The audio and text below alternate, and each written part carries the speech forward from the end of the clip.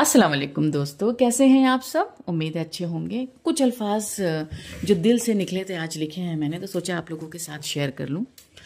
कभी आपने सोचा है इश्क में सबसे ज़्यादा चोट कहाँ लगती है? वहाँ जहाँ हम किसी को दिल से इंपॉर्टेंस देते हैं, एक्चुअली बहुत ज़्यादा इंपॉर्टेंस देते हैं, जहाँ हम पूरी तवज्जो किसी और को देते हैं, किसी और की बातों में गुम हो चुके होते हैं, और वो हमारी बात सुनते हुए किसी और से बात कर रहे होते हैं या कर रही होती हैं, किसी और से चैट कर रहे होते हैं साइमल्टेनियसली, और या फिर हमारी कॉल को होल्ड पे रख के किसी और की कॉल ले ली जाती है। या जब वो हमारे सामने रूबरू बैठे होते हैं तो हम तो पूरा 100% अटेंशन दे रहे होते हैं, पर वो शख्स या तो रील में बिजी होता है या किसी से चैट में बिजी होता है। यानी कि जैसे हमारी तवज्जो है वैसे सामने वाले की तवज्जो नहीं होती है। हम उसके रिप्लाई का इंतज़ार कर रहे होते हैं, पर उस तरीके से ना उसके पास वक्त होता है, ना वो उस तरीके से हमें रिस्पॉन्स करता है, ना रिप्लाई करता है। और ये सब देखने के बाद कई बार हमारा दिल टूट जाता है ना, पर हम शिकायत भी नहीं कर सकते, क्योंकि हम तो इश्क वाले होते हैं ना, जो सिर्फ चाहते हैं, बदले में कुछ मांग नहीं सकते। लेकिन ज़रा रुक कर मेरी इस बात पे गौर करें दोस्तों, कि जब हम नमाज में खड़े होते हैं ना, तो अल्लाह हमें अपनी रहमत के साथ देख रहा होता है। उस वक्त सिर्फ दो लोग होते हैं वहाँ पे, बंदा और उसका रब। लेकिन हम उससे बात करने आए होते हैं ना, पर हमारा दिमाग दुनिया में भटक रहा होता है, गफलत में रहता है।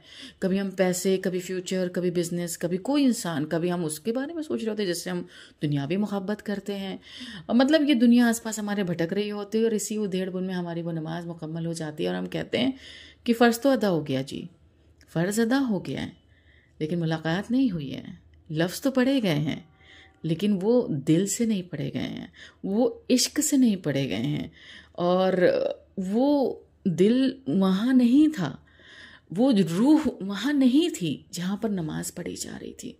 सोचो, जिस तरह हमारा दिल टूट गया था ना, जब जिसको हम सब कुछ समझते हैं और वो हमें इग्नोर करता है या उस तरीके से रिस्पॉन्स नहीं देता है, तो उस रब के दिल का हमने सोचा है कभी, जो हर वक्त हमारी तरफ अपनी रहमत की नज़र रखता है, और हम उसको नमाज में भी कहीं और, हम उसकी नमाज में जब आए होते तो कहीं और खोए होते हैं। लोग कहते हैं इश्क मुश्किल है, पर हकीकी इश्क सिर्फ एक के साथ आसान है, और वो अल्लाह होता है। वो सिर्फ अल्लाह है। अल्लाह के साथ इश्क करके देखो, ये सबसे आसान इश्क है। वो ना इग्नोर करता है, ना होल्ड पे रखता है, ना दूसरों में बिजी होता है, ना कभी तुमसे मुंह मोड़ता है। वो निभाता है, वो सुनता है, वो करीब आता है। वो बस हमारे एक कदम चलने का इंतज़ार करता है और 10 कदम चलकर हम तक आ जाता है दोस्तों। दुनिया का इश्क रुला देता है, लेकिन अल्लाह का इश्क संभाल लेता है।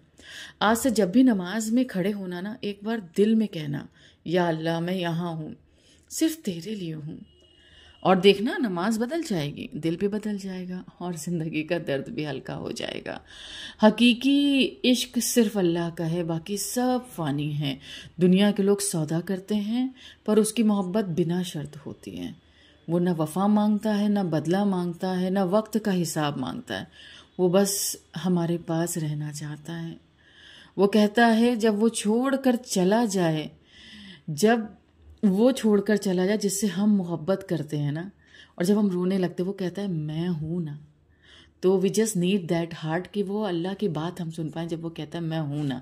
दोस्तों, दुनिया की मोहब्बत हमें रुलाएगी, थकाएगी, तोड़ देगी, लेकिन अल्लाह की मोहब्बत वो जोड़ देती है, वो संभाल लेती है, वो ज़ख्मों पर मरहम बन जाती है। आखिर कौन है मेरी तरह मोहब्बत करने वाला? बस वही हमेशा कहता है मैं तुम्हारे लिए काफ़ी हूँ। हस्बुनल्लाह व निअमल वकील।